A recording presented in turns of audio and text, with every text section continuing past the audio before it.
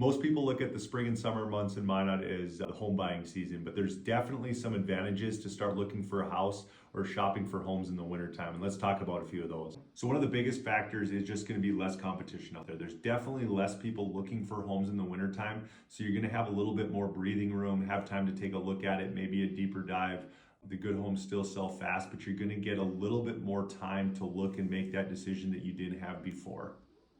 Also for buyers, I think it can also just lead to a little bit smoother process for them. Appraisers aren't as busy, home inspectors aren't as busy, lenders aren't as busy. So I think you can speed up timelines, which is nice there. Maybe you get a little bit more attention from every person involved in the transaction just because there isn't as many transactions going on this time of year. So it just helps things go a little bit smoother.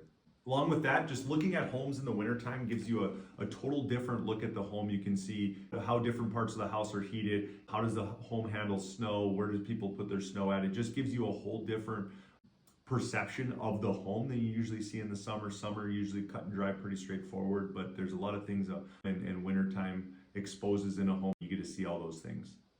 I think now this year going into 2026, now more than ever, as rates start to go, we're going to see a little bit better rates, a little bit better incentives throughout the winter. Just get in front of that spring market. I think that if rates keep trending where they are, our spring market may be busier than normal. Shopping in the winter and trying to get a hold of that and utilizing some of these lower rates we're starting to see could pay dividends to a home buyer looking in the winter rather than starting in the spring.